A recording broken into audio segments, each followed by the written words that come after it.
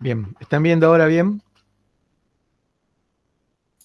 Sí, se ve bien. Sí, sí, se ve. Bueno, y se supone que estamos grabando, ¿verdad? Sí.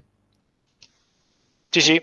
Bueno, la idea de la presentación de hoy es tratar de colaborar con aquellos que vayan a utilizar en su proyecto algún tipo de conversor analógico a digital o digital analógico, con algunos rudimentos del uso, del principio de funcionamiento y del uso de los conversores. Nos vamos a centrar específicamente en el conversor que utiliza nuestro microcontrolador, nuestro ST32F401, STM 400. Bueno, con la idea de mostrar, de ayudarlos a leer la hoja de datos, porque en definitiva siempre vamos a tener que caer en la hoja de datos para entenderlo en detalle. Pero aquí vamos a dar una breve presentación de principios de funcionamiento de conversores. No la vamos a ver en la amplitud de todo tipo de conversores, sino que nos vamos a centrar en tres conversores en particular, uno que es el que utiliza el microcontrolador y dos más que son los extremos en cuanto a velocidad. Y en el caso del que está con el microcontrolador, dentro del microcontrolador vamos a dar algunos tips sobre el funcionamiento. Y después en la segunda mitad con Juan van a hacer una experiencia de tipo práctica sobre el uso dentro del propio microcontrolador. Entonces, la clase va a estar dividida en dos partes. Una primera que es la introducción teórica, de vuelta muy abreviada, muy superficial si quieren, pero para entrar a entender cómo es que se opera dentro del microcontrolador. Y la otra que va a ser la aplicación práctica sobre el microcontrolador. Este es un poco la agenda de la clase de hoy. Recuerden que para llegar hasta este punto tenían que haber visto la parte de muestreo y conversión, que eso, muestreo y retención, que eso se basa en los principios del análisis de las señales y fundamentalmente con el teorema de Nyquist, en el cual la frecuencia de muestreo tiene que ser por lo menos el doble de la máxima frecuencia de señal que uno quiera llegar a utilizar, que ya quiera procesar.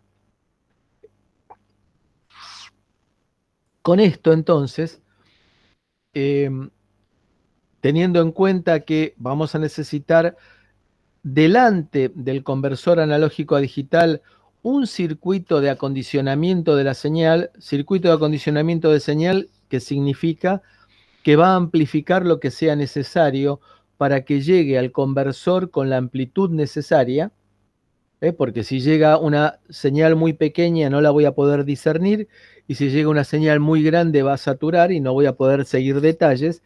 Entonces el circuito de acondicionamiento se encargará de atenuar o amplificar de acuerdo con el nivel de señal que nosotros tengamos.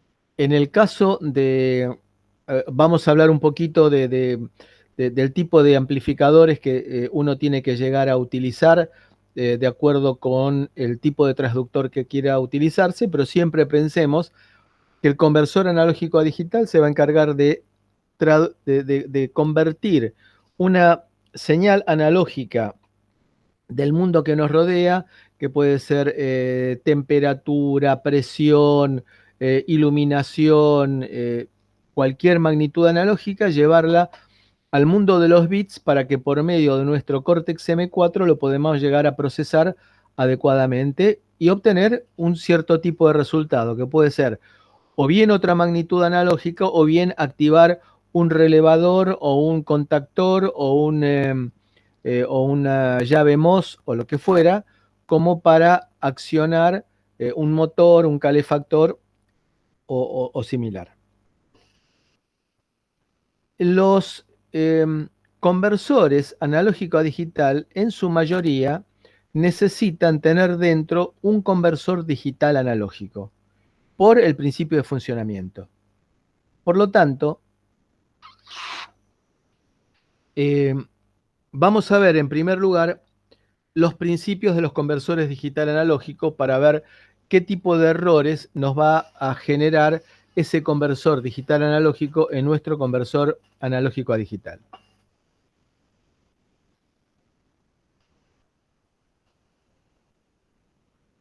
El circuito de adquisición de datos va a tener entonces típicamente un conversor analógico a digital que va a estar conectado al microcontrolador, un circuito de muestreo y retención que ahora vamos a ver un poquito más en detalle, un multiplexor analógico cuya finalidad es justamente actuar como un multiplexor de, a ver si hay alguien. ¿Qué tal, Andrés? Buenas tardes.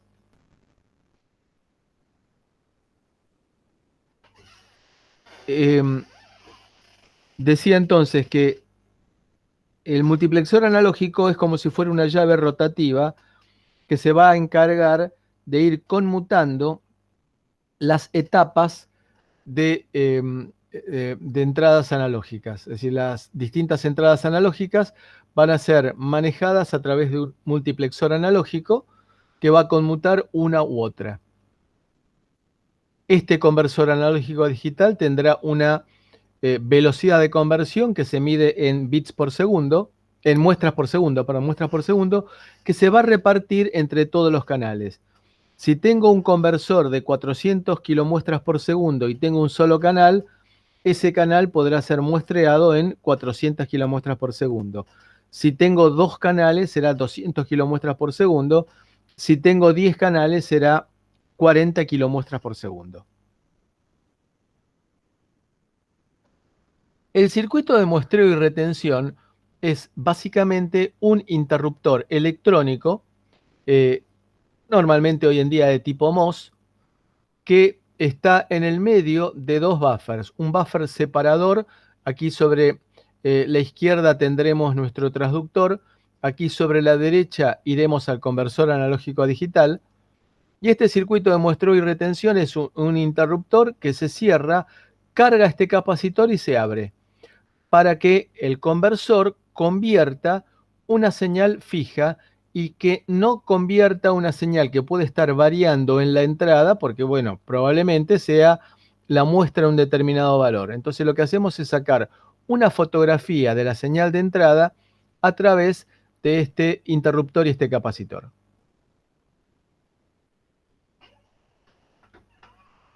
Si nosotros graficamos palabras binarias, por comodidad vamos a trabajar con solamente 3 bits. Si representamos palabras binarias y vemos la tensión que se obtiene en la salida, vamos a ver que para la palabra binaria vamos a tener el valor binario equivalente a 0, 0 octavos de la tensión de referencia. La tensión de referencia está dada por normalmente un diodo Zener que tiene en serie un diodo común de silicio. ¿Y por qué en serie? Bueno, porque normalmente tienen coeficientes de variación de la tensión de caída, tanto del Zener como del diodo común, opuestos. Entonces, si aumenta la temperatura, la caída sobre el diodo común aumenta. Si aumenta la temperatura, la caída sobre el diodo Zener disminuye y, por lo tanto, si buscamos el valor apropiado de la tensión de Zener, vamos a tener que el comportamiento en temperatura del conjunto es prácticamente estable con la temperatura. Y eso luego lo pasamos por un amplificador o atenuador de manera que uno tenga una tensión de referencia, por ejemplo, de 2,5 volt o de 5 volt. Pero eso se basa en una tensión de Zener estabilizada y que luego vamos a adecuarla para llegar a un valor que sea cómodo, por ejemplo, 2,5 volt. ¿Alguna pregunta hasta aquí?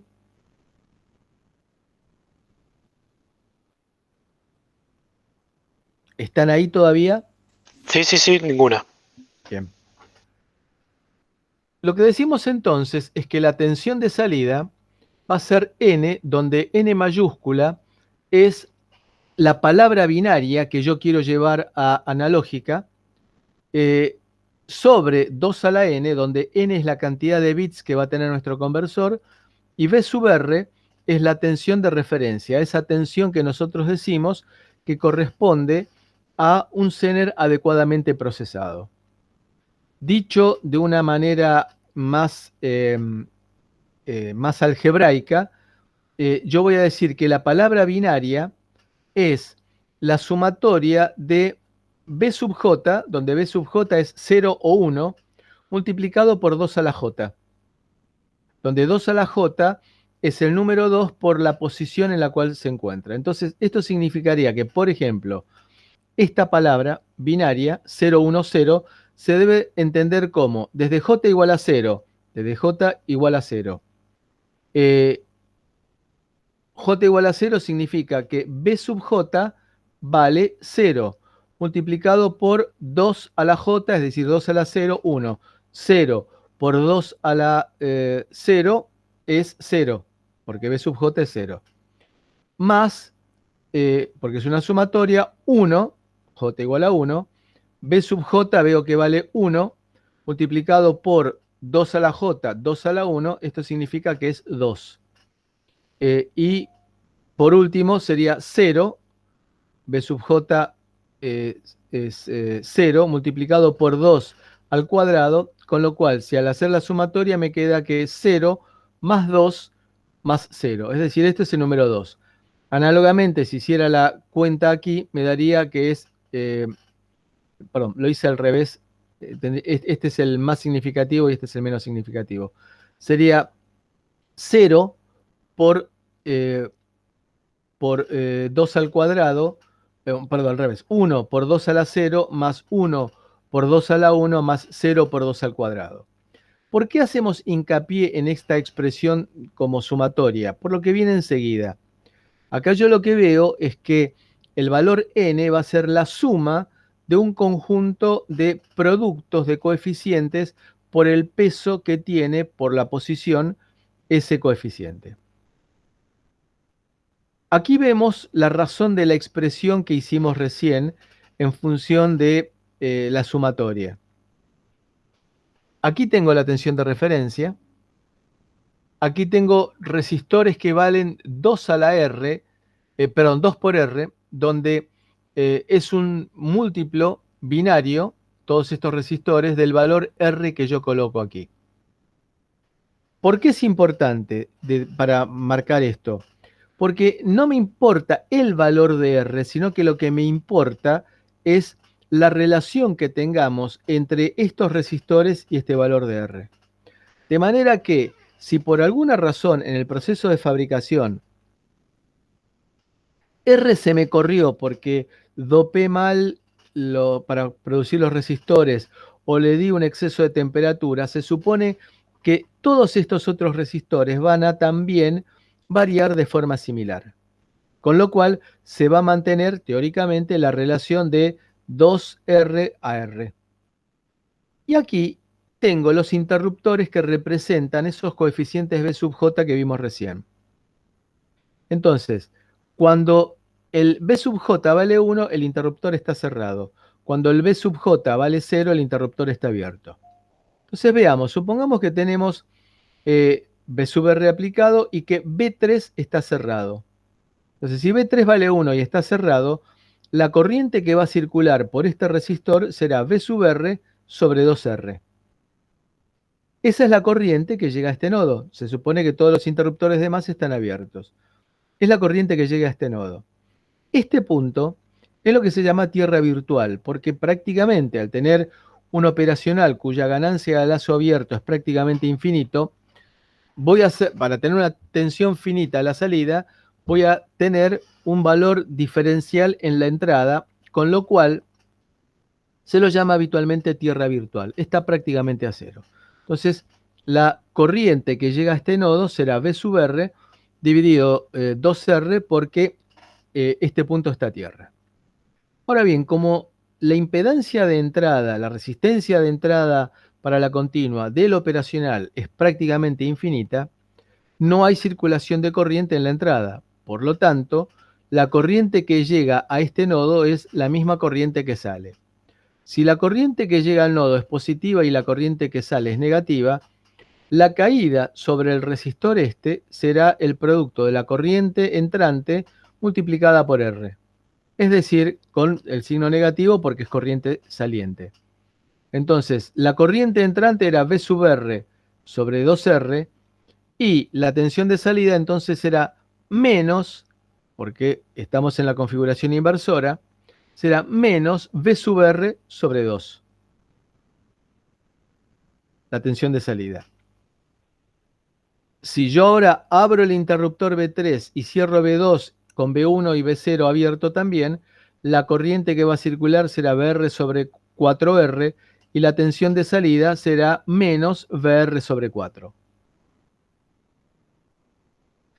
La ventaja que tiene esto es que el operacional con un error bajo lo puedo suponer como que se trata de lineal. Se comporta en forma lineal. Por lo tanto, si se comporta en forma lineal, puedo aplicarle el teorema de superposición. Y si aplico el teorema de superposición, la corriente entrante a este nodo de tierra virtual será la sumatoria de las corrientes producidas por el cierre de cada uno de los interruptores y la tensión de salida será la sumatoria de las tensiones que individualmente lograría a través de cada uno de ellos. Esto es entonces el principio de funcionamiento de un conversor digital analógico. Ahora bien, volvamos al anterior. Lo que estoy diciendo yo es que voy a tener un conjunto de puntos. Entre palabra binaria y palabra binaria no tengo nada. Con lo cual, en realidad, esta curva de transferencia de palabra binaria a tensión de salida solamente está constituida por puntos, que si todo anda bien, esos puntos están alineados en una recta. Como detalle significativo, fíjense que no alcanzo nunca a tener la tensión de referencia, sino que siempre estaré un escalón por debajo de la tensión de referencia. En este caso será 7/8 de la tensión de referencia. Entonces, si hago en base a la expresión genérica de lo que sería la sumatoria de corrientes dada por el producto de coeficientes por el valor de la corriente que correspondería a circular, donde el B sub J son los ceros o unos de nuestra palabra binaria, llego a la conclusión que efectivamente la tensión de salida será menos, por el hecho de estar en la configuración inversora, n, donde n es la palabra binaria, sobre 2 a la n por la tensión de referencia.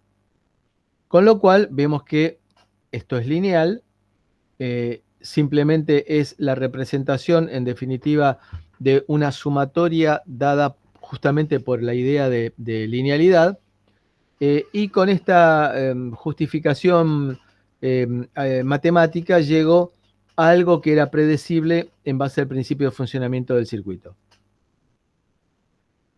El problema que tenemos es que, desde el punto de vista didáctico, es bárbaro tener un circuito compuesto por 4 bits, un conversor compuesto por 4 bits, pero el tema concreto es qué pasa si yo quiero hacer un conversor, por ejemplo, de 12 bits. 2 a la décima es 1024. Entonces, con 12 bits tendría 4000, el número sería 4096. El máximo número que puedo representar con 12 bits es 4096. Con lo cual, si yo coloco aquí un resistor de 10K, al hacer un conversor digital analógico de 12 bits, el valor de R último que tendré que colocar será 4096R. Con R de 10K, que es un valor razonable, que es estable, necesitaría entonces tener 40 mega de resistencia, 40 megohm de resistencia, en números redondos. Lo cual, desde el punto de vista de la implementación, es impracticable porque un resistor tan grande es inestable con la temperatura y también con el tiempo. Es decir, que va a ir variando con el tiempo. De esta manera, esta implementación, que es muy académica, no se puede llevar a la práctica. Y se utiliza, para salir de esa encerrona, se utiliza esta configuración que se llama R2R. Esta configuración R2R tiene la particularidad que los resistores están todos en el mismo orden de magnitud. No voy a tener una que sea 4096, sino que todos los resistores son R2R o 3R. Es decir, que si 3R vale 30K o 3K, aquí voy a tener 20K o 2K, aquí voy a tener 10K o 1K de acuerdo con el valor que yo elija. Con lo cual, esta es una configuración aceptable. La anterior, la que parecía un abanico de cómo se abría, se la llama justamente conversor digital analógico en abanico. Mientras que esta se llama conversor digital analógico R2R. Este es fácilmente implementable. Ahora bien, ahora vamos a hacer lo que habitualmente en las materias del ciclo básico de análisis uno diría un galerazo, porque no nos queremos detener en nuestro objetivo de la reunión de hoy en el detalle, pero bueno, si uno lo que puede llegar a hacer es, para tratar de entender cómo funciona, aplicar Thevenin a la izquierda de esta línea de punto y traza. Entonces, aplico Thevenin, para lo cual pasivo las fuentes, con lo cual significa que es lo mismo que este resistor esté conectado a tierra o a BR, porque desde el punto de vista de la aplicación de Thevenin, BR es tierra, solamente para el cálculo de la impedancia. Y también calculo la impedancia, la resistencia de Thevenin y la impedancia de Thevenin, lo cual, bueno, lo voy haciendo por pasos y llego entonces a, primero el análisis de cuánto sería para el caso de BR sobre 16, con los interruptores que tenga en ese caso conectados, para el caso de BR sobre 8, para el caso de BR sobre 4 y BR sobre 2.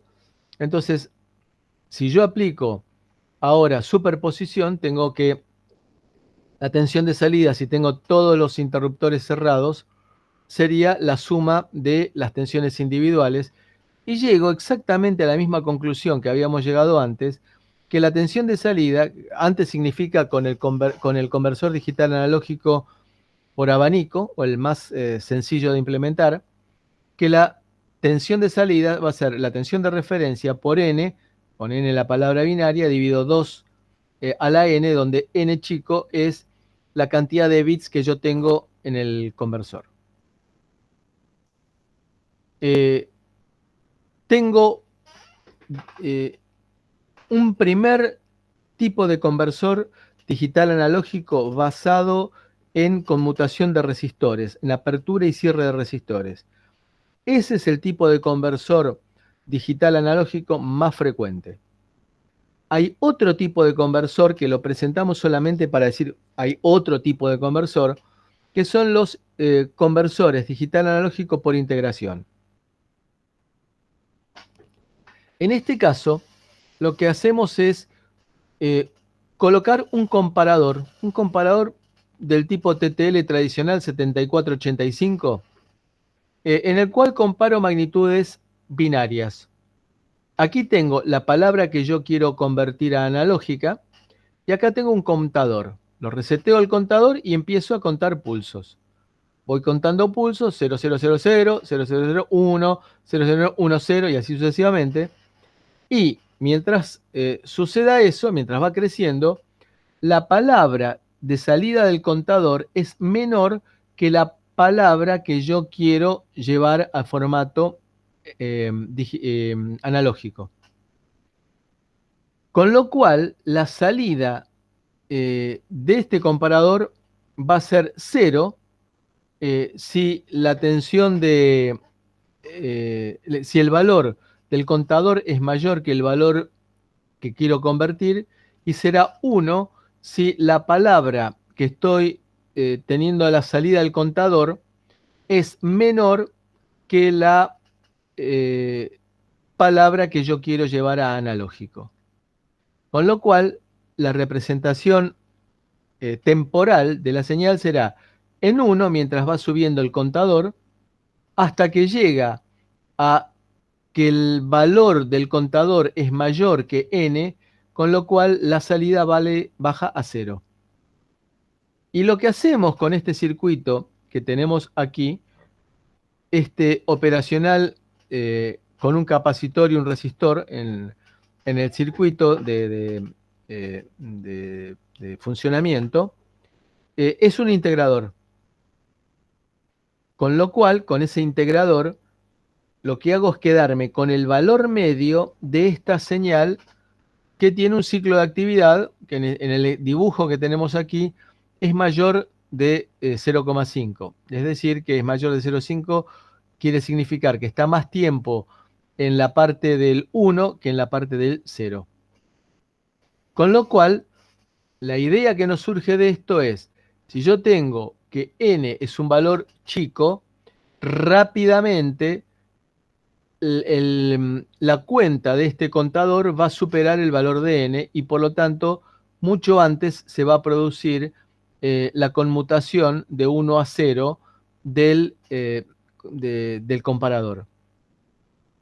Este filtro integrador, es un integrador que actúa como un filtro pasabajos, lo que hace es dejarme solamente con la continua del desarrollo en serie de Fourier de este circuito digital.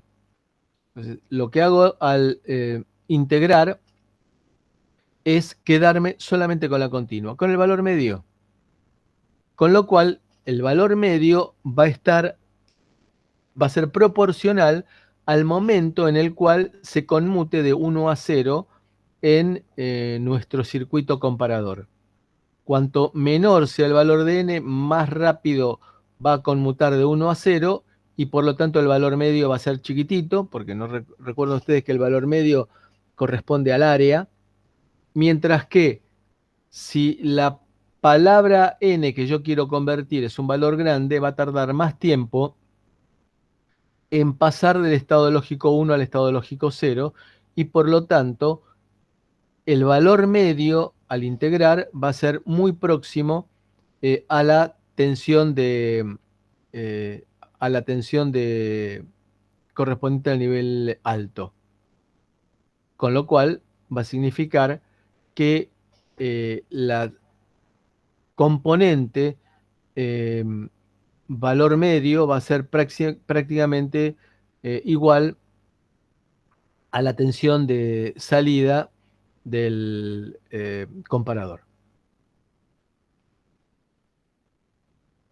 Veamos algunos detalles adicionales.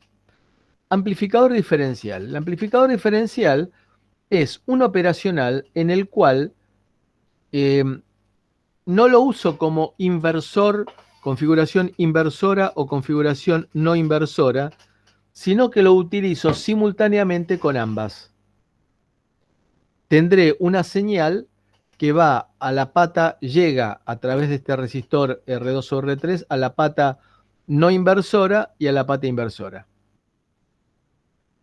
Vemos que el circuito no es simétrico y vamos a tratar de analizar por qué. Si yo tengo B2 que llega a la entrada inversora, voy a ver que la tensión de salida va a tener una componente debida a B2 que va a ser V2 y la ganancia de este esquema va a ser, este que vemos acá, va a ser 1. Por lo tanto, aquí a la salida tendré V2. Perdón, menos V2. Menos V2. Con respecto a V1, yo digo que olvidémonos por un minuto de este resistor de 10K. Si yo tengo que la tensión de entrada en B1 a la salida se va a ver multiplicada por 1 más R1 dividido R3. Esa es la ganancia en la configuración no inversora, porque estoy entrando por el borne positivo del operacional. Entonces, si la ganancia en este caso va a ser 1 más 10K dividido 10K. Es decir, 1 más 1, 2.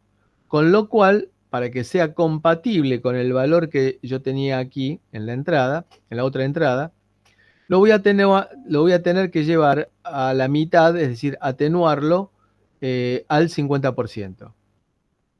Con lo cual, la tensión de salida va a ser, en este caso en particular, en que la ganancia es menos 1 y es más 1, teniendo en cuenta esta atenuación dada por R3 y R4, la tensión de salida va a ser B1 menos B2.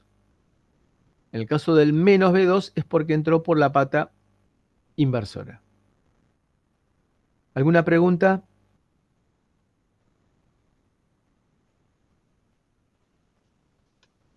No, ninguna. Gracias. Con esto, entonces, tenemos un amplificador diferencial. ¿Y para qué me sirve el amplificador diferencial? ¿Saben ustedes lo que es una termocupla? Seguramente que sí, pero alguno que me cuente qué es lo que entiende por termocupla.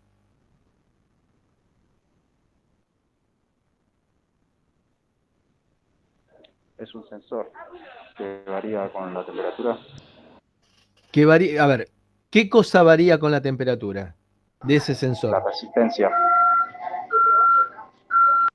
Yo diría no la resistencia, sino yo diría La que me tensión. genera una tensión que depende de la temperatura y depende también de los materiales con los cuales esté hecha la termocupla. La termocupla es una unión normalmente hecha una soldadura en una atmósfera inerte para evitar que se oxide entre dos materiales distintos, entre dos metales distintos. Ustedes recuerden que los metales tienen lo que se llama electropositividad, son electropositivos. Si yo tengo la unión de dos metales, esos dos metales van a tener una electropositividad distinta. Son dos metales distintos. Con lo cual, voy a tener una entre las dos uniones, y digo cualquier material para ponerlo, para dar un ejemplo. Hago una soldadura en atmósfera inerte entre cobre y aluminio. Es un despelote hacerlo porque el aluminio es muy reacio a ser soldado, pero pongámoslo como ejemplo, cobre y aluminio. Bueno, si yo mido la tensión sobre la salida de ese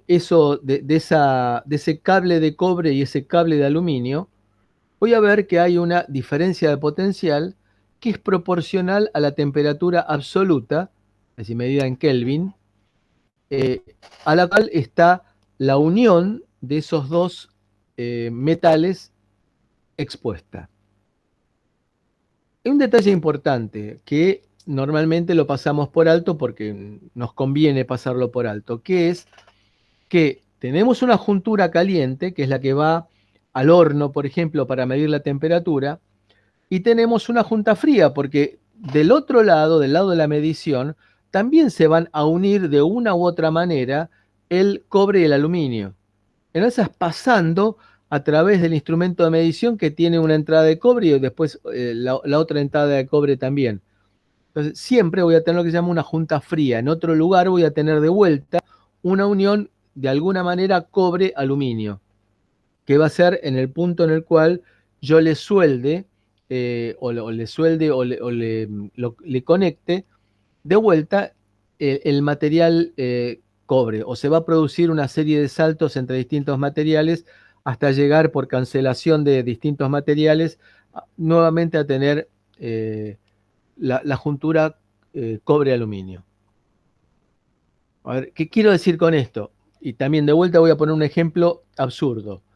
Yo tengo la juntura cobre-aluminio. Voy a tener, por ejemplo, cables de bronce. ridículo, pero supongamos cables de bronce.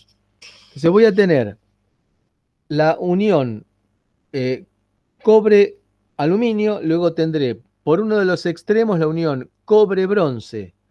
Paso por el instrumento de medición y tendré la unión bronce-aluminio.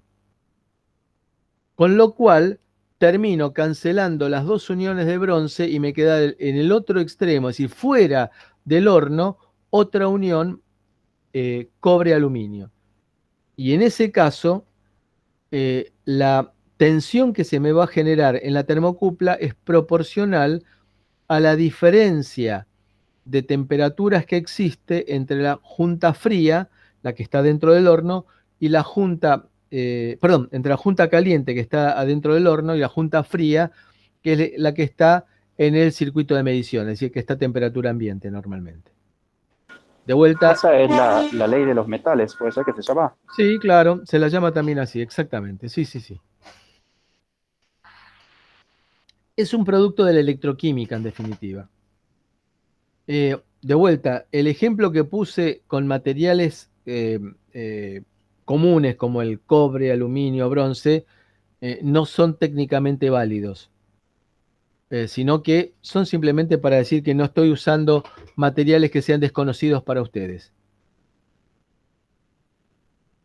La termocupla no tiene un borne conectado a tierra, sino que la termocupla va a tener dos bornes en los cuales a mí me interesa la diferencia de potencial de unos al otro. No lo puedo referir a tierra. Es lo que se llama normalmente una salida balanceada. No está referida a tierra. Para lo cual necesito colocar un amplificador diferencial que no tiene una entrada referida a tierra, sino que entro directamente con la termocupla en las dos entradas del amplificador diferencial. Y a la salida tendré una tensión que sea proporcional a la tensión de la termocupla. La termocupla es absolutamente alineal, con una expresión de alineal entre qué y qué, alineal entre la temperatura en grados Kelvin y la tensión de salida de la termocupla. Con lo cual puedo llegar a hacer, hoy en día con un Cortex M4 lo puedo llegar a hacer, meter la ecuación de la termocupla adentro del microcontrolador. Pero en realidad es muy complejo porque necesito funciones exponenciales, raíces cuadradas, es muy complicado de implementar. En la práctica, lo que se hace es tener una tabla de conversión.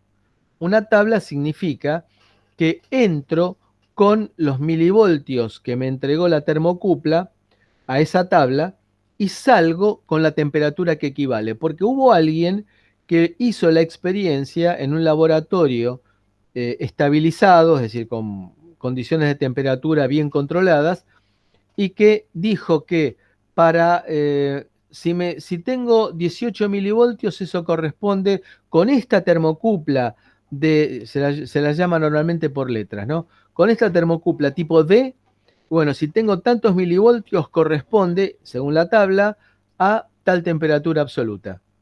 Con lo cual, me va a convenir habitualmente meter la tabla, que ya viene en formato de archivo, meter la tabla y acceder desde el programa de mi microcontrolador a esa tabla para sacar la temperatura a la cual corresponde la diferencia de potencial que estoy midiendo ahora. Ese amplificador diferencial tiene un excelente rechazo de modo común y de modo normal. Es decir, el hecho de que ninguno de los bornes esté conectado a tierra hace que cualquier ruido se genere en los dos cables, estos que vemos aquí, en polaridad opuesta, con lo cual se cancelan entre sí. Es decir, que el rechazo que tengo a nuestra principal fuente de ruido, 50 Hz, es excelente porque lo que se me induzca por este conductor se va a inducir por este otro conductor, pero con polaridad opuesta, es decir, que se cancelan entre sí.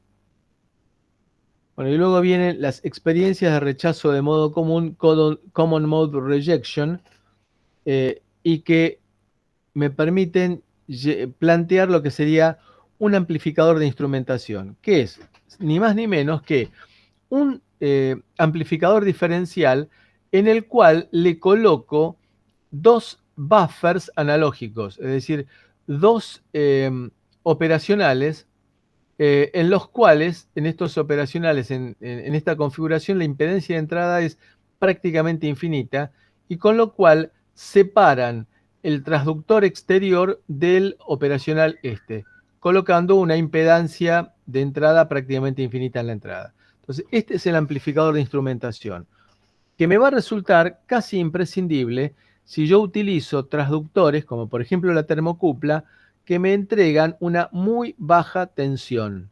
Entonces tendré que colocar un amplificador de instrumentación que gane 100 veces, pero el hecho de que sea de instrumentación es porque la impedancia de entrada, debido a estos operacionales en la configuración que están, me presenta una impedancia de entrada muy alta, así que actúan simplemente como separadores. ¿Alguna pregunta? No. Gracias, Iván. Aquí lo que vemos entonces, vamos a hablar un poco de los errores, porque estos errores después se van a traducir, a trasladar en nuestro conversor analógico a digital. Aquí vemos que la transferencia la hemos puesto como una recta simplemente para mostrar que la relación entre palabra binaria y tensión de salida es lineal. Pero recordemos que en el punto, que en el tramo entre dos puntos no hay nada. En el tramo entre dos puntos no hay nada. Así que en realidad lo que yo tengo, la curva de transferencia está dada por puntos nada más. ¿Qué errores tenemos? El primer error que tenemos es lo que se llama error de offset o error de cero, que por el hecho de tener operacionales, y los operacionales, cuando cortocircuito las entradas de una operacional, la tensión de salida no necesariamente es cero, sino que va a haber una pequeña corriente debido a que, una pequeña tensión remanente debido a que el espejo de corriente de cada operacional, por ejemplo, no es perfectamente simétrico, sino que va a haber diferencia de un lado para el otro. Y todo esto me lleva a que voy a tener un pequeño error de corrimiento o error de cero o error de offset. Lo que tenemos es una curva de transferencia que sea paralela a la correcta. La otra alternativa, el otro error que suele aparecer, es el error de escala. El error de escala se debe a que tengo operacionales con ganancia que amplifican. Por lo tanto, no se va a cumplir que la relación entre los resistores para calcular la ganancia sea la que yo calculé, sino que va a haber resistores que me van a salir en la producción un poquito para un lado, un poquito para el otro. Con lo cual, voy a tener una curva de transferencia recta, pero con una variación porcentual no constante, como en el caso del error de cero. Una variación porcentual dada por las ganancias de los operacionales que tenemos. Luego aparece un error de linealidad. El error de linealidad se debe a que los resistores no son exactamente múltiplos de R, sino que habrá uno que en lugar de ser 2R será 1,9R. Y el otro, en lugar de ser 4R, será 4,1R. Con lo cual, ya no tengo todos los puntos alineados, sino que en este caso en particular voy a tener los puntos siguiendo una curva que no es precisamente una recta. Hay un caso de gran error de linealidad en el cual se da la situación en la cual, fíjense que es un absurdo, pero es tan alineal el conversor debido a que los resistores están mal calibrados, los interruptores me salieron de mala calidad y por lo tanto no van a estar, no van a tener una resistencia cero cuando estén cerrados y no va a tener una resistencia infinita cuando estén abiertos. Y eso me lleva a esta situación que si la analizamos desde el punto de vista crítico, lo que vamos a ver es que al aumentar la palabra binaria de entrada, la tensión de salida disminuye, lo cual es un error absoluto, un error terrible. Es decir, es descalificador tener este error de gran alinealidad que vemos aquí y que se va a traducir en los errores en los conversores analógico a digital que me van a producir que ese conversor quede descalificado. Los conversores analógico a digital tienen una curva de transferencia que puede ser de dos tipos. El primer tipo es que ahora voy a tener en el eje X la palabra, el valor analógico y sobre el eje Y voy a tener la palabra binaria correspondiente. Entonces, una primera aproximación que puedo tener es que se va a producir el cambio de un estado al otro en la salida, es decir, del estado 000 al estado 001, cuando complete la transición, el pasaje entre 0 y en este caso 1/8 de la tensión de plena escala o de la tensión de referencia, como ustedes la quieran llamar. Con lo cual tengo esta escalera que en todo momento está por debajo de la curva de transferencia ideal, que sería una recta. La otra opción es que se produzca el cambio en la mitad de cada valor. Con lo cual voy a tener en algunos momentos voy a tener un error positivo y en otros momentos un error negativo. ¿Cómo se interpreta la palabra error? Bueno, error es valor medido menos valor verdadero. Eso sería error absoluto. Y acá lo que veo es que voy a tener momentos en los cuales el valor medido, que sería este, es menor que el valor verdadero, que el valor verdadero estaría por aquí. Con lo cual voy a tener al principio un error negativo. Aquí se produce el cambio porque nosotros elegimos esta configuración en la cual los cambios se producen a la mitad de la tensión de entrada analógica. Con lo cual va a haber un momento en el que el valor medido va a ser mayor que el valor verdadero, con lo cual tendré un error positivo. Luego tendré un error negativo y así positivo. Y si lo grafico el error en función del valor de la tensión de entrada, voy a ver que el error va a ser al principio negativo, luego positivo, va decreciendo negativo y así sucesivamente. Esto se llama error de cuantización, error de redondeo. ¿Qué significa error de redondeo? En este caso, error de cuantización significa que si yo tengo, si voy al supermercado chino para hacerlo más fácil. Voy al supermercado chino y hago una compra que me sale 23,48. ¿Cuál es la moneda más chica que existe en nuestro país en este momento? ¿Cuál es la moneda de menor valor? El peso. ¿Curso legal o qué podemos encontrar? Curso legal. De 1 centavo. 10 centavos. La de 1 centavo es curso legal y sigue estando vuelta. ¿Sí? Sí. Bueno, Iván, no me tire abajo el ejemplo. 10 centavos, Bueno. déjese escorchar. Perfecto. 10 centavos, ¿verdad? Sí, sí. Todos 10 centavos, ¿verdad? Bueno, entonces, hice la compra, me salió 23,48. Entonces, el chino rápido me cobra 23,50. ¿Por qué? Porque 23,48 está más cerca de 23,50 que de 23,40. Entonces, ¿qué error cometí yo? El error que cometí es valor medido, 23.50, menos valor verdadero. Valor verdadero, 23.48. El error es de 2 centavos. Mañana voy y hago otra compra. Gasto ahora 34,52.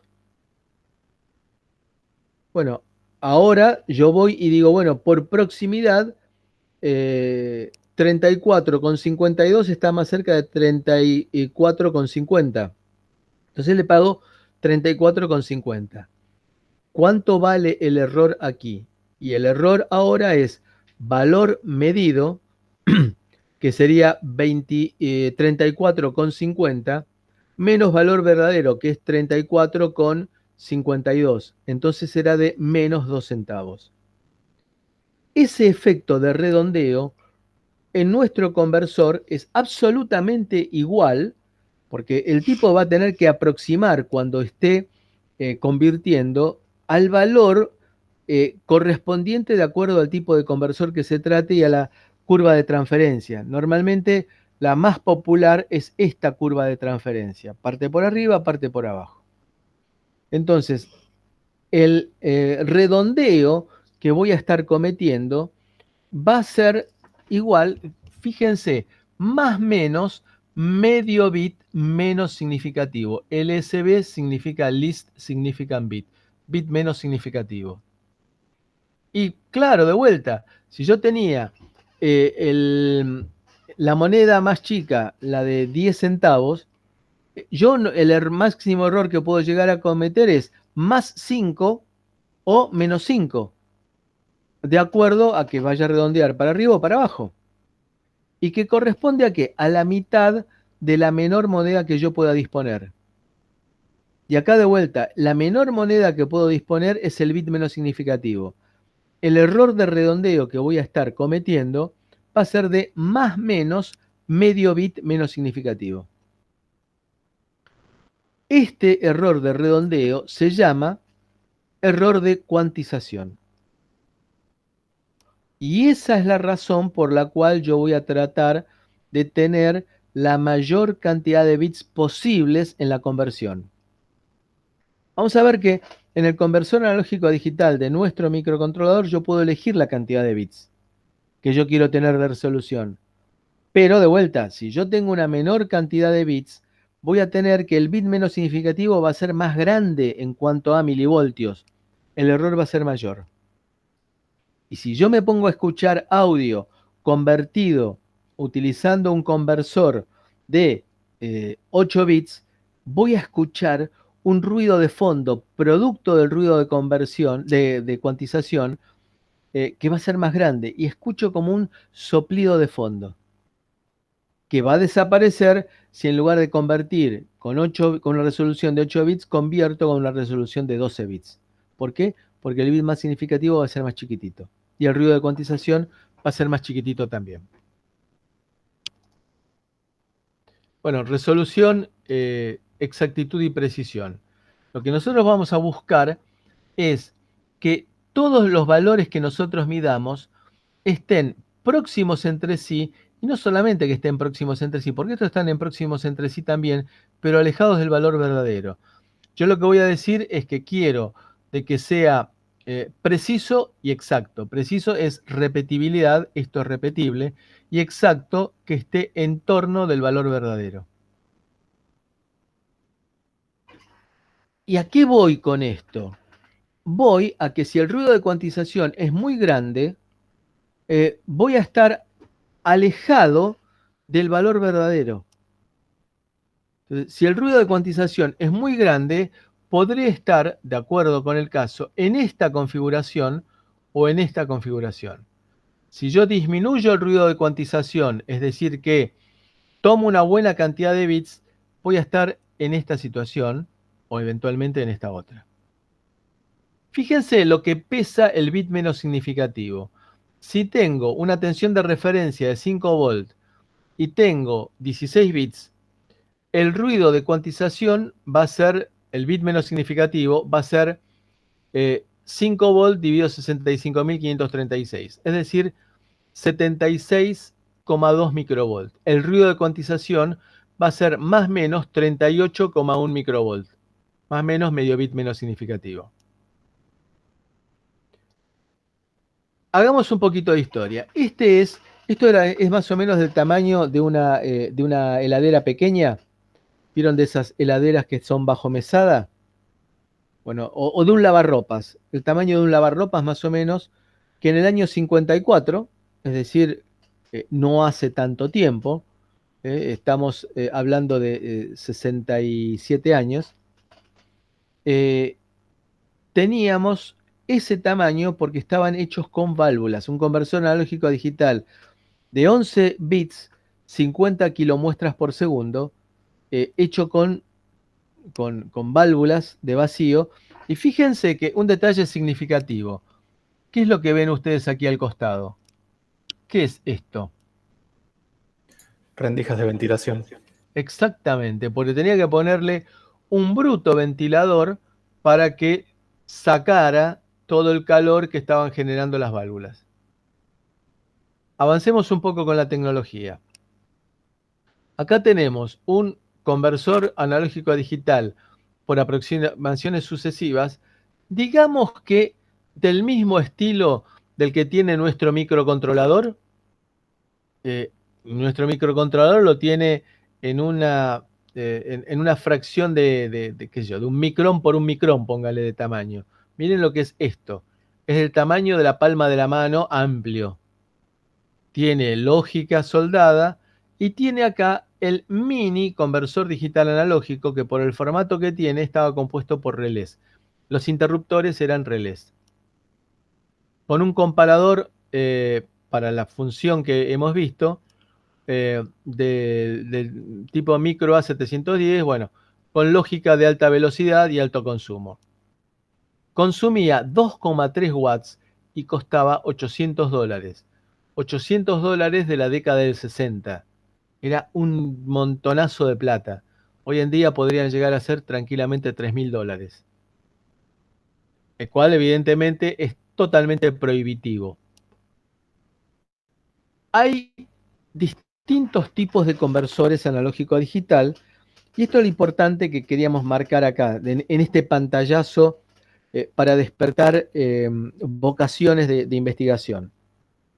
De acuerdo con la velocidad y la resolución que yo quiera, tendré que elegir uno u otro tipo de conversor analógico a digital. Si yo quiero trabajar en alta velocidad, 300 megamuestras por segundo, esto es para convertir video, y no me interesa mucho la resolución, necesito 8 bits, voy a utilizar un tipo de conversor que se llama flash. Si yo quiero, por ejemplo, tener una balanza de supermercado, en la cual la balanza de supermercado no me interesa la velocidad, porque cada cuánto voy a pesar una bolsa de papas. Y una vez cada, ¿cuánto? 5 segundos, 2 segundos. Entonces, con tal que yo convierta 8 o 10 veces por segundo, ¡puf!, me recontra alcanza. Entonces, no me preocupa la velocidad, sí me importa la resolución, porque créase o no, la balanza de supermercado, la que está en la verdulería, tiene una muy buena resolución. Me puede discriminar 1 gramo, por ejemplo, en 5 kilos. Con lo cual tiene una muy buena resolución. Es decir, 1 en 5.000. Voy a utilizar entonces un tipo de conversor que se llama conversor delta sigma o sigma delta, de acuerdo con el fabricante. Entonces tengo por un lado baja resolución, alta velocidad, por el otro lado alta resolución, baja velocidad. Y hay un enorme potencial en el medio. Y ahí aparece nuestro conversor por aproximaciones sucesivas. Este es Successive Approximation Register, se lo llama SAR, porque tiene un registro de aproximaciones sucesivas que vamos a tratar de entender en unos minutos. Entonces, este es el tipo de conversor que tiene nuestro microcontrolador. Algunos fabricantes de microcontroladores tienen una planilla de selección de este tipo. Entonces yo entro con la resolución que quiero y la velocidad que quiero y, por ejemplo, supónganse que yo quiero 12 kilobits, 12 bits, perdón, y 400 kilobits por segundo. Entonces vengo así, pling, cliqueo acá y me aparecen todas las alternativas de microcontroladores que tiene ese fabricante, en el cual tiene 12 bits y 400 kilobits por segundo. 400 kilomuestras por segundo. Entonces, y ahí selecciono el microcontrolador que más me conviene. Entonces, esta es nuestra transferencia ideal, en la cual, de vuelta, esto que aparece aquí como una recta, no es una recta, sino que voy a tener en realidad puntos que van a estar dados por la tensión de salida en valor binario. Es decir, que no voy a tener nada entre el 0,01 y el 0,10. El error de cuantización va a ser de más menos, medio bit menos significativo. Y me aparece ahí un concepto que se llama cantidad efectiva de bits. La cantidad efectiva de bits surge de una expresión que me vincula la relación señal a ruido y después el pasaje algebraico de logaritmos naturales, ya que la relación señal a ruido se mide en dB, que son logaritmos decimales, a la parte de magnitudes binarias, que son los bits. Entonces voy a tener una serie de factores de conversión. El 602 es el conversor de dB a bits. Y el 1,76 es la enumeración del error de cuantización de un conversor analógico digital ideal. Entonces me aparece que el número efectivo de bits, effective number of bits, es la relación señal a ruido, ahora vamos a ver qué significa, menos 1,76 sobre 602. ¿Qué es SINAD o relación señal a ruido? Es la relación entre señal, ruido y distorsión dividido ruido más distorsión. Es decir, para ver cuánto tengo de señal frente a todo esto que está acá. ¿Y para qué me sirve esto? ¿Qué significado tiene esto? Bueno, esto significa que el fabricante del conversor analógico a digital, Sigma Delta, me dice, yo le entrego 24 bits. Ajá, 24 bits. ¿Y qué significa 24 bits? 24 bits significa que si el bit menos significativo, cuando yo tenía 16 bits, era de 76 microvolt, si yo tengo 24 bits, va a significar 2 a la 24 es 2 a la 16 por 2 a la octava. Es decir, que el bit menos significativo, cuando yo tengo 32 bits, va a ser 76 microvolt dividido 256, 2 a la octava. Es decir, en números redondos, va a ser algo así como 250 nanovolts. 250 nanovolts es menor al ruido atómico que tengo, al ruido efecto Johnson que tengo. Con lo cual, el fabricante me dice, mire, yo le doy 24 bits, pero en la práctica, la cantidad de bits que va a disponer va a estar dada por esta expresión. Me lo dice de una manera más elegante, sin hacerme trabajar a mí, diciéndome que, mire, yo le doy 24 bits, pero si usted hace las cosas bien, de esos 24 bits va a poder utilizar 21. El resto, y se los doy porque están, pero no confíe, porque si se pone a mirarlos, va a estar pegando saltos la salida del conversor. Va a estar pegando saltos la salida del conversor. Entonces, nos queda con esto la idea de que el número efectivo de bits va a estar dado por el ruido. Ruido, entre otras cosas, ruido de cuantización, porque el ruido de cuantización forma parte de un error también.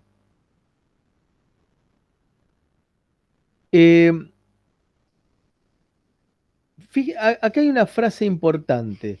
Esa frase es, si hace las cosas bien. ¿Qué significa?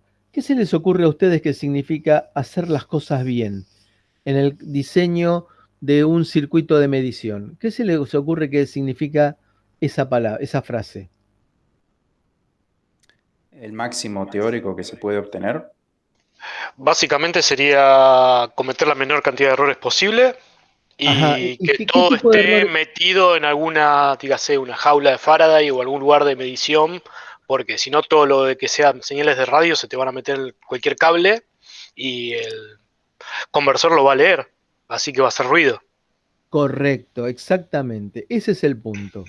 Hacer las cosas bien significa diseñar bien el impreso, básicamente. Aparte de elegir los componentes adecuados, todo eso, pero diseñar bien el impreso. Y eso es un tema que es muy complejo de cumplir desde el primer día, sino que va a pasar varios diseños en los que van a ir adquiriendo experiencia, de manera que el segundo diseño va a ser mucho mejor que el primero y el tercero va a ser mucho mejor que el segundo. O la otra es consultar a alguien que tenga experiencia. O mandar a diseñar el impreso a alguien que tiene experiencia. Yo en lo personal, debe hacer 15 años que no diseño un impreso, porque todos los años, ¿cuántos impresos diseñaba yo? Y bueno, en mis proyectos diseñaba 1 o 2 impresos por año, o 3 impresos por año como máximo. Ahora, ¿se justificaba que todos los años me tuviera que aprender un nuevo CAD porque el anterior había quedado desactualizado? Bueno, yo opté desde ese entonces contratar a alguien que es un diseñador espectacular, que no sabe diferenciar una vaca de un transistor, pero no me preocupa, él sabe muy bien que no tiene que pasar la línea de 13,2 kilovolt al lado de la línea de las termocuplas que me dan 10 milivolt. Y aparte, lo que hay que evitar en el diseño del impreso es evitar espiras en corto, loops. Hace unos años, yo estaba asesorando a una empresa de venta de componentes electrónicos y tenían un cliente muy importante, fabricante de balanzas, que estaba haciendo una migración de un microcontrolador viejo del tipo 8051 que ya había caído en desuso. Después, cuando termino esto, les cuento una anécdota adicional. Entonces, estaban con el nuevo microcontrolador, que era de arquitectura ARM, muy bueno, y tenían un problema. Ellos utilizaban como fuente de ruido para probarlo un Magiclick. Magiclick, con la chispa esa, produce ruido en todo el espectro.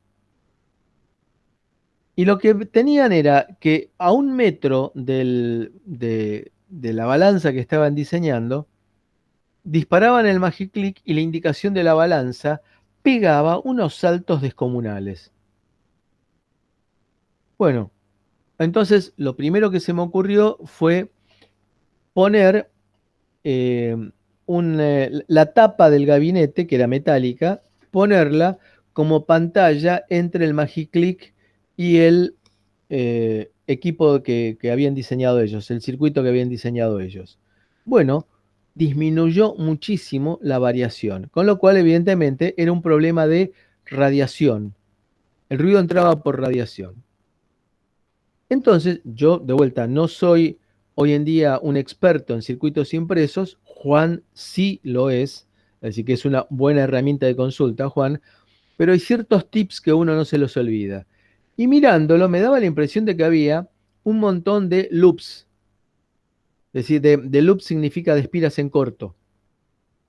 Se lo di a que lo viera un experto y me dijo que había tenido que contener las náuseas para no vomitar viendo lo que habían hecho. Habían hecho efectivamente una enorme cantidad de espiras en corto. Por ejemplo, hacer una placa de masa de tierra que abarcaba como si fuera una espira perfecta todo alrededor. Bien, cuando se lo dijimos al diseñador, la respuesta fue bastante infantil. Pero si yo estoy utilizando la herramienta que fuera de CAD, de diseño de impresos, original, como si tuviera algo que ver, que fuera original, que le quitara errores de diseño. Bueno, se rediseñó el impreso. ¿Cómo se rediseña el impreso? Normalmente, lo que se busca es, si voy a hacer un impreso de 2 capas, que las líneas horizontales estén en una capa y que las líneas verticales estén en la otra. Para lo cual voy a tener que hacer varias pruebas de disposición de los componentes y ver cuál es la mejor configuración para lograr eso. De esa manera estoy seguro, si yo las líneas horizontales las pongo en una capa y las verticales en la otra, que no voy a meter loops innecesarios. Pero también voy a tener que hacer muchos pasajes de una capa a la otra, lo cual es problemático porque cada uno de esos pasajes utiliza no cobre, sino material soldante que tiene una resistencia bastante mayor que el cobre que uso normalmente en los impresos. Eso significa entonces hacer las cosas bien. Y les cuento una anécdota.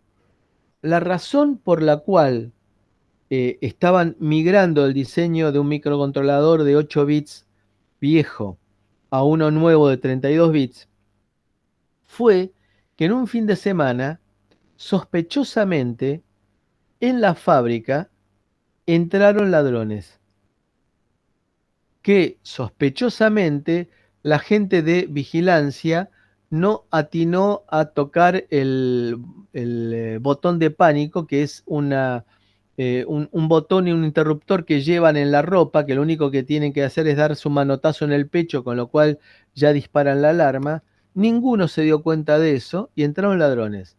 Reventaron la caja fuerte y se llevaron, que tenían ahí guardados, los microcontroladores viejos en la caja fuerte. Lo tenían guardado los microcontroladores viejos, se llevaron también dinero, cheques, bueno, todo un montón de cosas, pero se llevaron también esos integrados. No se sabe si sabiendo lo que representaban o de casualidad. Bueno, se los llevaron y le comprometieron la producción de 2 años de la empresa, porque habían estoqueado, porque se estaban dejando de fabricar, esos componentes habían estoqueado por 2 años mientras hacían un nuevo diseño.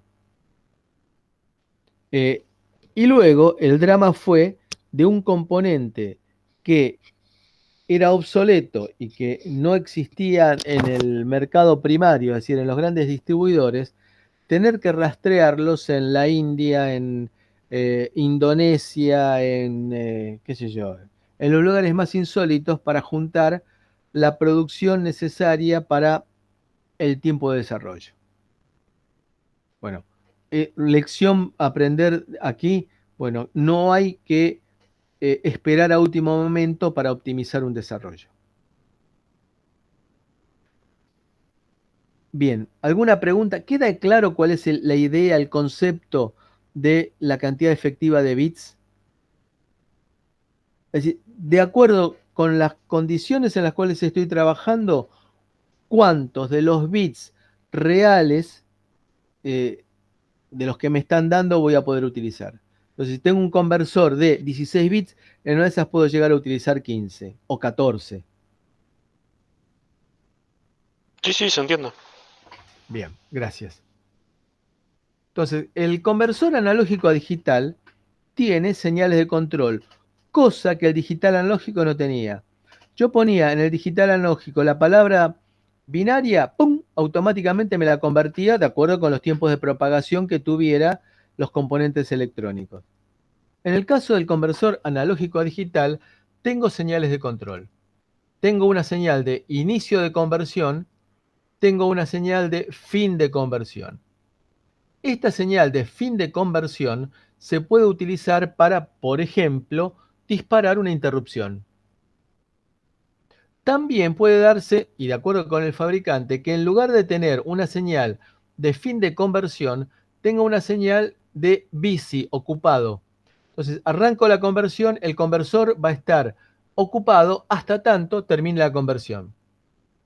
Y en ese momento, lo que voy a leer es que dejó de estar ocupado y voy a producir la lectura.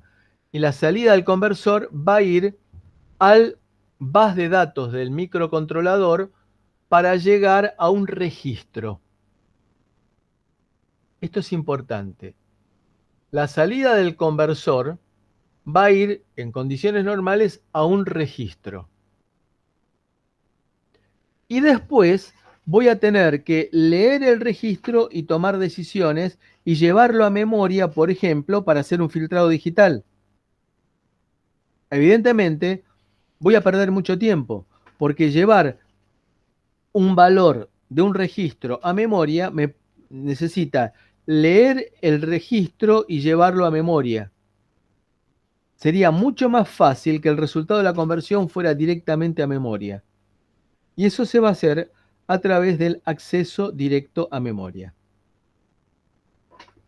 Entonces, la idea ¿cuál es? Arranco la conversión, fin de conversión. Ese fin de conversión lo voy a utilizar para hacer una nueva, iniciar una nueva conversión. Inclusive lo puedo llegar a trabajar en forma estable, entre comillas, conectando el fin de la conversión con el inicio de la conversión para que esté convirtiendo permanentemente. Y puedo guardar el resultado en un registro o, mucho mejor, guardar el registro directamente en memoria. El conversor de aproximaciones sucesivas tiene adentro, como ustedes ven, un conversor digital analógico. Nuestro STM32F401RE tiene un conversor analógico por aproximaciones sucesivas. ¿Cómo funciona un conversor analógico a digital por aproximaciones sucesivas? Imagínense ustedes que soñemos de que estamos nuevamente en las clases presenciales y yo pongo arriba del escritorio una caja en la cual tengo dos bornes.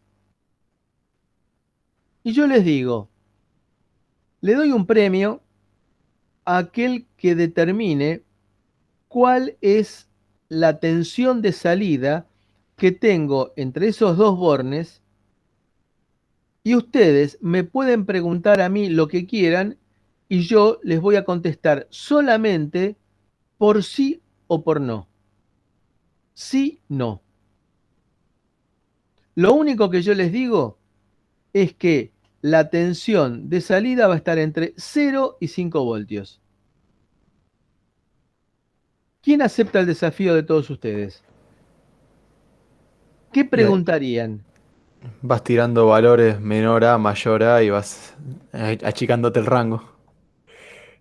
A ver, tiro a pegar, tiro y digo, ¿es 2,74 volts? No, vas al medio para fragmentártelo A en ver dos. cómo hago entonces eso.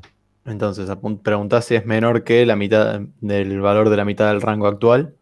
A ver, hagámoslo con números. El valor de salida es entre 0 y 5 volts. ¿Es menor a 2,5? Sí, Bien. ¿Es menor a 1,25? no. Bien, tengo que pensar un poquito más. Bueno, no hagamos cuentas complicadas. Pero sí, Pero, ¿queda así clara cuál sería. es la idea? Me van a hacer una serie de preguntas de manera, si las preguntas que estaba haciendo Andrés era, ir buscando la fracción, la bandita, hasta quedarme con una pequeña banda en la cual se encuentra la tensión de salida. Esa pequeña banda va a estar definido, el tamaño de esa banda, por la discriminación que tenga este comparador. Vamos a ver cómo funciona. Tengo un conversor digital analógico. ¿Qué hago? La primera pregunta, ¿es mayor o menor que la mitad de la tensión de referencia? Para lo cual voy a poner un 1 en el bit más significativo y 0 en todos los demás. Esto representa la mitad de la tensión de referencia. 1, 0, 0, 0, 0, 0, 0. Entonces, la primera respuesta fue, ¿es menor? Sí. Con lo cual significa que el comparador me va a dar una salida en 0. Con lo cual significa que no lo acepté ese valor, porque estoy diciendo que el 1 es más grande que la tensión de entrada. Si fíjense que estoy comparando la tensión de entrada con la salida del digital analógico. Entonces pongo un 1 acá, es decir, pongo un 1, salgo con una tensión que es la mitad de la tensión de referencia. La respuesta es que es menor porque estoy entrando por la entrada inversora. A ver, no, al revés, es un 1. Entonces, porque la tensión, la mitad de la tensión de referencia es mayor que la tensión de entrada, que fue la pregunta. Entonces, lo que hago con esto es, le aviso a este SAR, es un latch, es un registro de aproximaciones sucesivas, que lo que va haciendo es un conjunto de flip-flops latch que va reteniendo, tomo el bit o lo cambio. Entonces, lo primero que hice fue colocar un 0. No, el bit más significativo en 1 me pasé. Pruebo con el siguiente. Entonces voy a poner acá una palabra que sea 0, 1, 0, 0, 0, 0. Y ahí digo, sí, resulta que ahora la respuesta es sí, con lo cual tengo un 0 acá, y entonces me va a quedar que va a ser 0, el bit más significativo en 0, el segundo bit en 1. Y voy apuntando a pegarle a los siguientes de esa manera.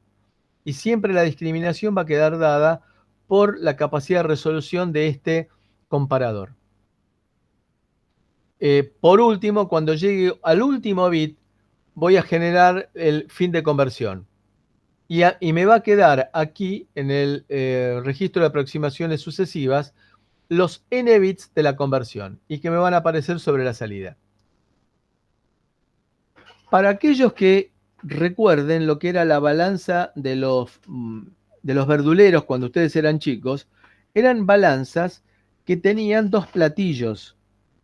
Y uno colocaba en un lado la bolsa de papas y en el otro lado iba poniéndole pesas. Exactamente lo que hacemos nosotros acá. Entonces arranco con la pesa más grande.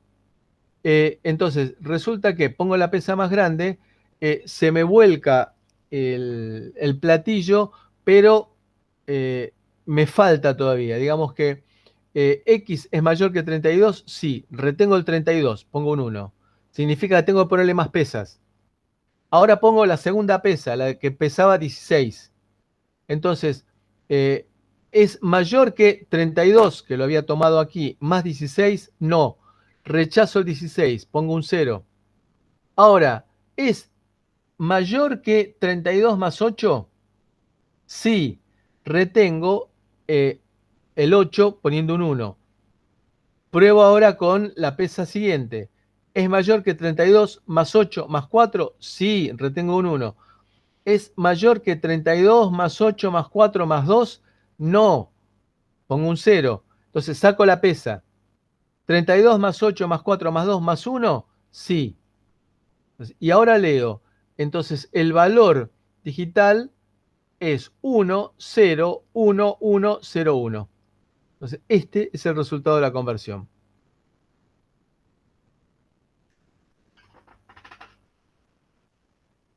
En el caso de nuestro STMF 401, tenemos un conversor de 12 bits por aproximaciones sucesivas, que lo puedo llegar a configurar.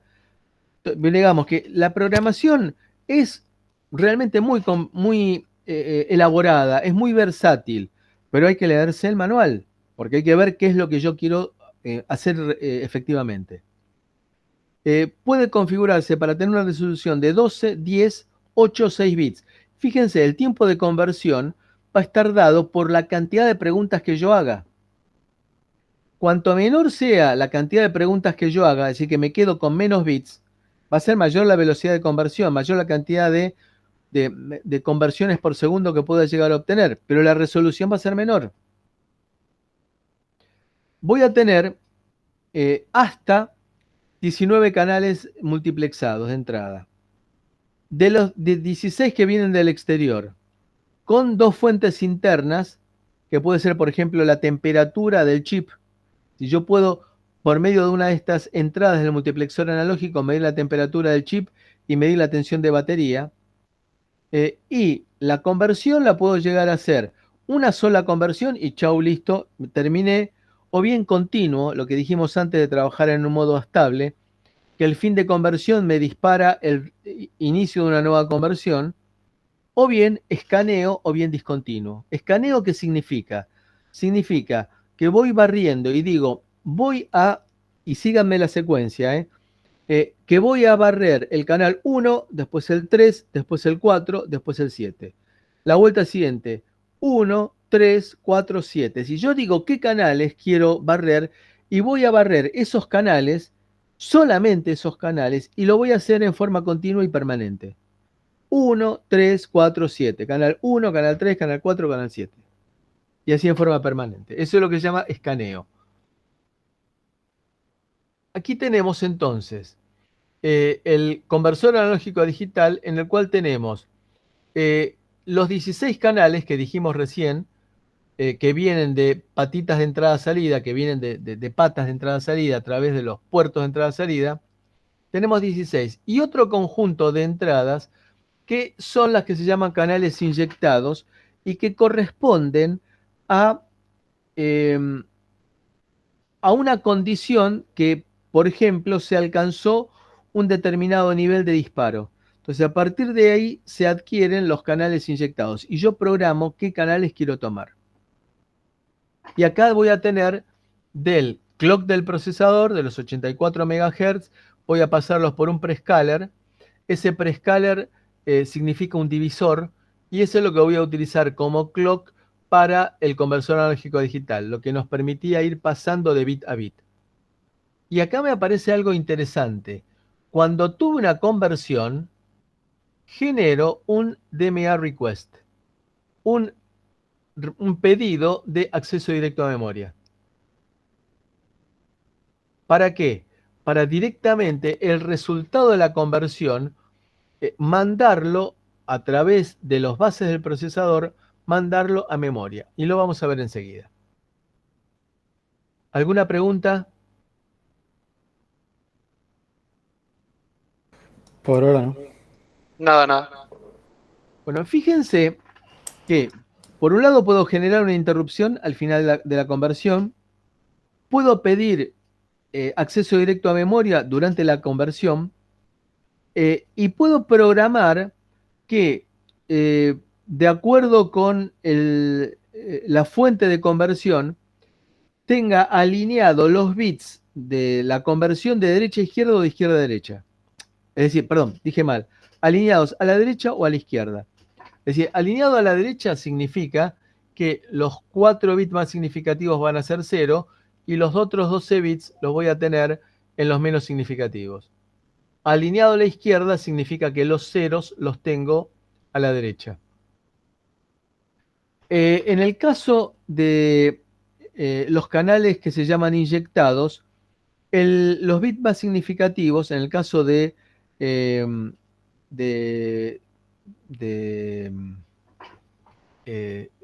estar alineado a la derecha, los bits más significativos van a repetir el bit más significativo de la conversión, porque estoy suponiendo que es una conversión signada y el bit más significativo me representa el signo. Entonces lo que hago es repetirlo para tener garantía del signo. Tengo también un watchdog analógico. El watchdog analógico significa generar algún tipo de alarma cuando la tensión de entrada está por arriba de un determinado valor o por debajo de un determinado valor. Por arriba de un determinado valor para, de alguna manera, atenuar la magnitud de entrada, por debajo de algún determinado valor, decir, estoy perdiendo sensibilidad, voy a amplificar más, porque voy a tener un amplificador de ganancia variable, si ustedes se fijan en el diagrama esquemático completo del conversor. Para entender el acceso directo a memoria, recordemos cómo era el mapa de memoria del microcontrolador. Teníamos un conjunto de bancos de memoria, distintos bancos de memoria. Lo primero que uno se le ocurre decir, la primera vez que ve esto, dice, ¿qué salames que son estos tipos? Pusieron 3 bancos de RAM en lugar de poner uno solo. No, lo hicieron con un cierto criterio. Con el criterio de que el conversor analógico a digital, a través del controlador de acceso directo a memoria, lo que va a hacer es, si el conversor analógico a digital que va a estar en uno de estos puentes, ¿se acuerdan de los bridges? Lo que va a hacer es, a través del controlador de acceso directo a memoria, el valor que me venga del conversor analógico a digital directamente va a la RAM, sin pasar por el micro, para no perder tiempo. En el caso del acceso directo a memoria, yo puedo llegar a tener distintos pedidos de acceso directo, es lo que llaman los streams, request stream, que me van a quedar a través del árbitro. El árbitro lo que va a hacer es manejar los flujos de entrada de acuerdo con las prioridades. Yo le puedo dar 4 niveles distintos de prioridades. Entonces, de acuerdo con el arbitrador va a decir, le voy a dar bola al stream 1 y entonces eso lo voy a poder llegar, por ejemplo, al memory port. A través de esta FIFO lo voy a poder llevar al memory port y voy a estar programando en qué posición de memoria dentro del memory port voy a guardar el dato que me acaba de llegar por el stream 1. Bueno, todo esto es densamente programable. Significa que esto es un muy breve resumen de lo que se puede llegar a hacer. Entonces, el conversor analógico digital está pensado, preparado para trabajar con acceso directo a memoria, lo cual es muy razonable, me quita a mí como microcontrolador de un montón de problemas y que me avise cuando terminó de adquirir la cantidad de datos, porque estas FIFO, digamos, yo las voy a poder programar el nivel de FIFO en el cual me genera algún tipo de advertencia. Digamos que es muy compleja. No compleja, muy laboriosa la programación.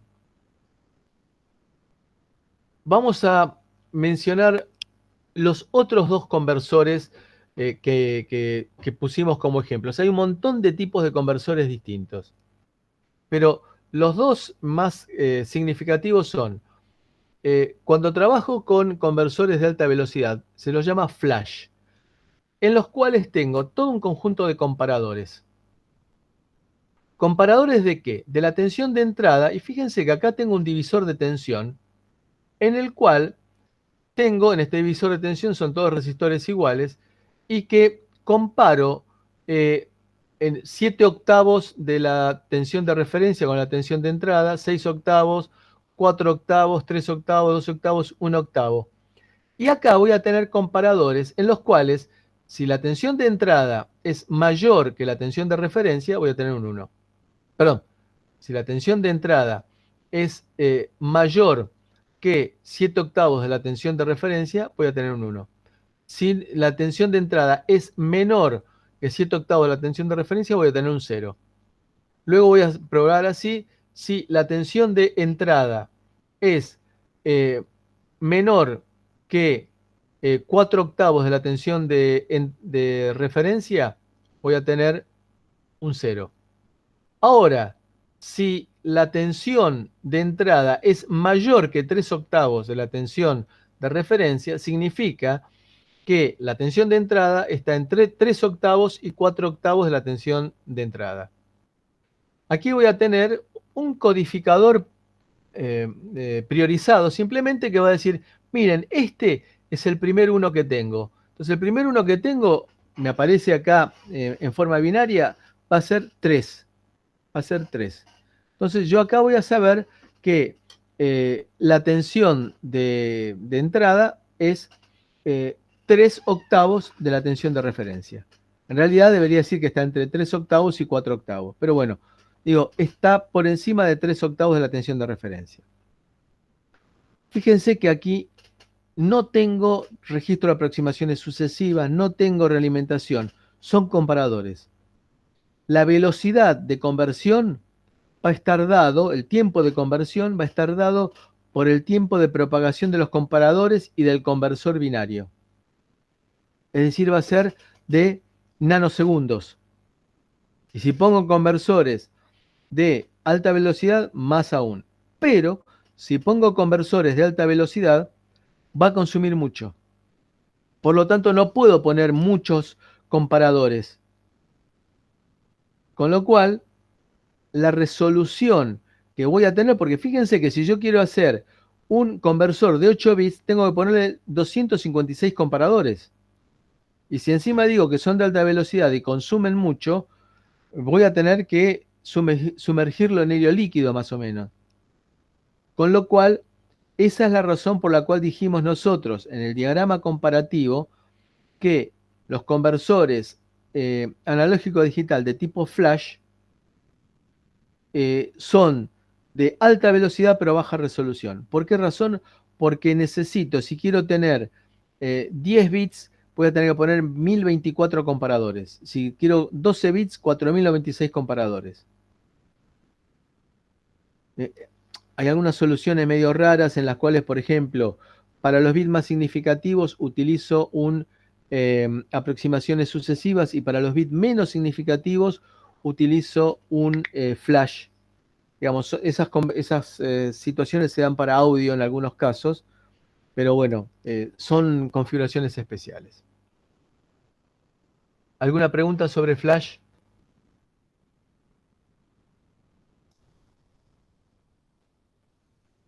No. No. Bueno, vamos a hablar. Bueno, el caso de sigma delta, lo que se hace siempre pensando en la expresión de la relación señal a ruido, en la expresión señal a ruido, lo que se hace es utilizar un integrador y un sumador.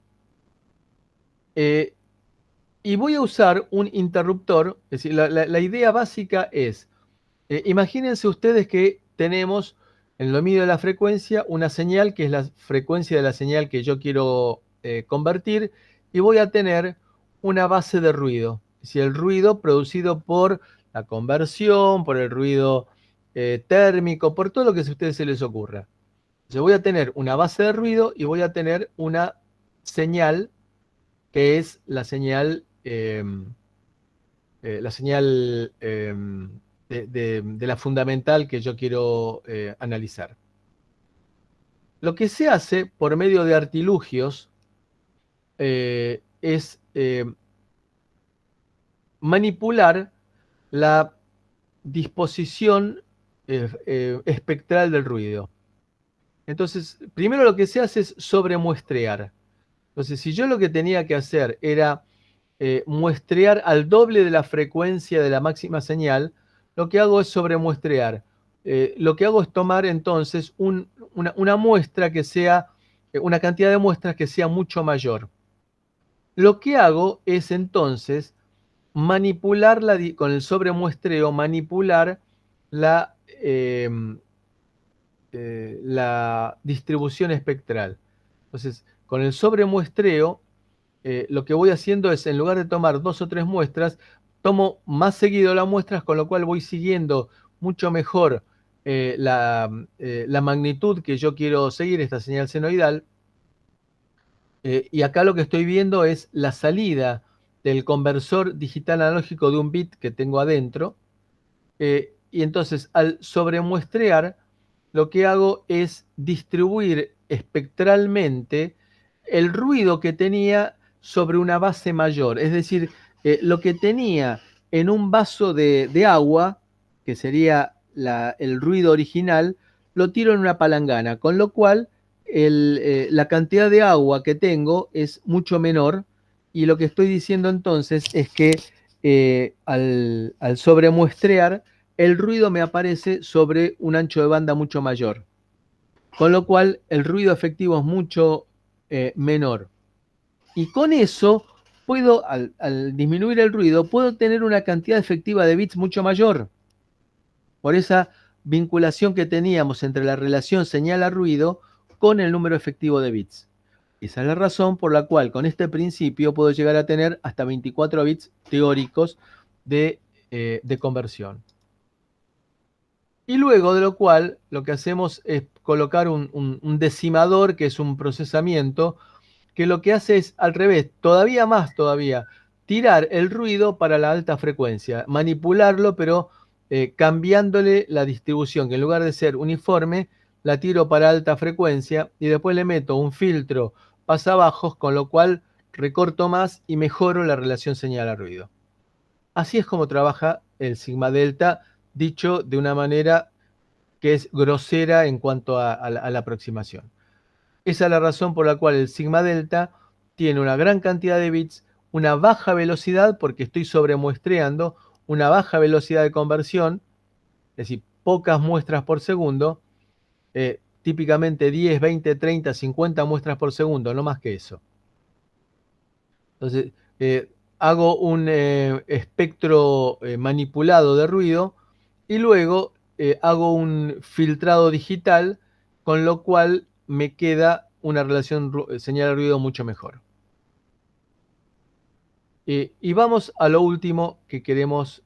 A ver, me pasé.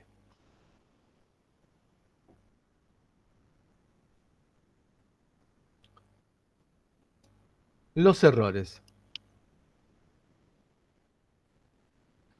Los errores, bueno, tenemos el error de ganancia, heredado del conversor digital analógico, el error de offset, el error de alinealidad, y ahí viene el error descalificativo, el error de código perdido.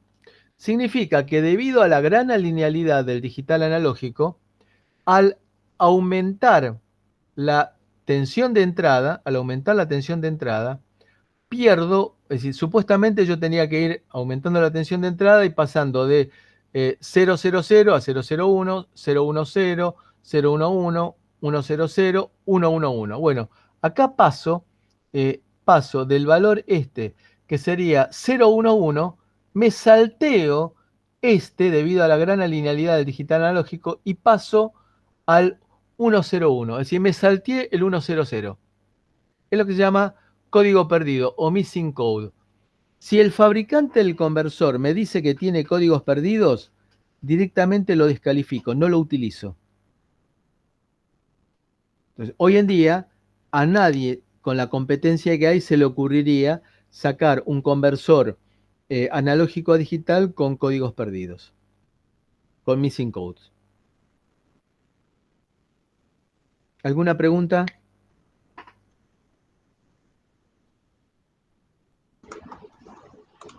Marce, No. Sí, ¿vos los errores los estás dando en una presentación? sí, Ok, porque se está viendo pipeline en la pantalla. caramba.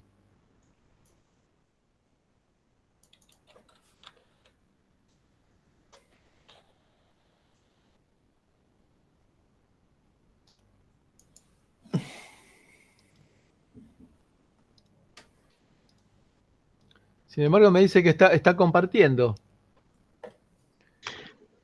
¿Vos puede ser que estés compartiendo una ventana? Sí, me dice que estoy compartiendo otra ventana.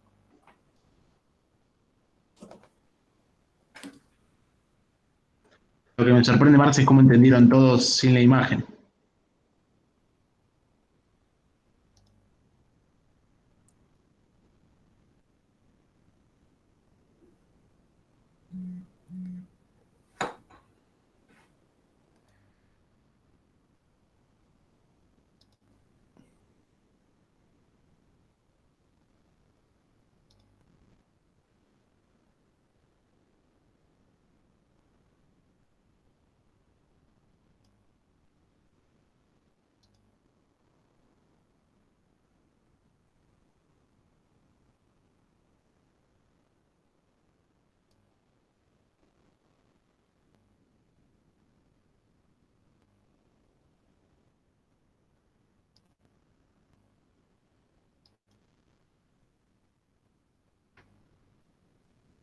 ¿Ahora? No, todavía no se ve. Ah,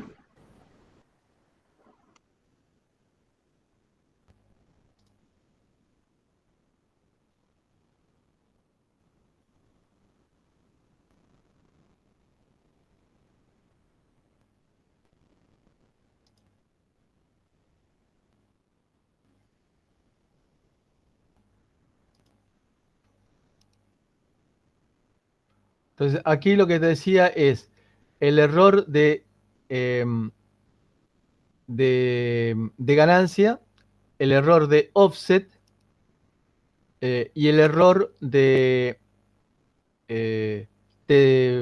alinealidad y el error de gran alinealidad o de código perdido. Entonces, esto es el error de código perdido, es aquel que es descalificador, el que no puede existir. Ok. Las dos imágenes de abajo son iguales. Se ve que una es un poco No, más abrupta que no. la otra. Fíjense que aquí sí. no son iguales. Justamente la idea de código perdido es que acá tengamos verticalidad, es decir, que paso Bueno. de este valor a este otro valor. Ok. ¿Qué sería? Tengo un salto. Claro, Hay en un paso, valor que me deberían, valores que me deberían aparecer que nunca me aparecen. Eso. parece paso del valor 011 al valor 101. El 100 no existe. Ok. Bien, preguntas. Perdón, ¿ustedes se quedó todo congelado entonces en una imagen anterior? Debe ser la anterior a esta, la de Pipeline. Nos Después quedamos en entró en la pipeline. parte de errores y empezó a comentar los errores. Ah, Hasta el de bueno. código, los anteriores los entendía, el de código perdido. Me imaginé que era como que no mandaba, faltaban paquetes, se comía paquetes de información o algo por el estilo en la Bueno, conversión. ¿esto lo alcanzaron a ver? no, no. No, No. eso no. Bueno, esto es lo que estaba hablando de sigma delta. Es decir, sigma delta, lo que se hace es eh, el, este sería la señal con el ruido de base y esta sería la señal eh, que nosotros tenemos que seguir, que medir. Lo que se hace con el sigma delta, entonces, es, primero de todo, sobremuestrear. Entonces, si yo tendría que muestrear qué sé yo, a 40 kilomuestras por segundo para el audio, lo que hago es muestrear a 400 kilomuestras por segundo. Con lo cual, K valdría 10 en ese caso. Con lo cual, lo que hago es seguir mucho mejor a la señal, porque al tener mucha mayor cantidad de muestras, fíjense lo que estoy haciendo es, me voy para arriba, me voy para arriba, me voy para abajo, y de acuerdo con eso, lo que voy a tener es una modulación en la cual, si estoy variando poco o estoy por debajo, tengo pulsos muy seguiditos. Si estoy en la zona de rápida variación, tengo pulsos muy separados y con poco tiempo en uno y mucho tiempo en cero. Entonces, esto es lo que yo después voy a utilizar para la conversión. Entonces, al sobremuestrear, lo que hago es lo que tenía en un vaso de agua que estaba lleno, lo tiro en una palangana, con lo cual me queda mucho menos ruido. La idea del sobremuestreo es ampliar la base, el espectro, y ese ruido repartirlo en un rango mucho mayor de frecuencias. Y luego, más aún, es buscar a través de lo que se llama el decimador, que es un procesamiento de filtrado digital. Lo que hago es, por medio del filtro, hacer un corte de frecuencias. Entonces, lo que hice fue reconfigurar el ruido, hacer un filtrado digital y con eso aumento la relación señal a ruido, porque fíjense que el ruido que me quedó frente al original es este pedacito chiquitito. al tener una mayor relación señal-ruido, tengo una mayor cantidad de bits efectivos, con esa expresión del effective number of bits. Y con lo cual voy a tener un conversor de 24 bits. Y después de vuelta, tengo que hacer las cosas bien para que de esos 24 bits me queden disponibles 21 bits o 20 bits.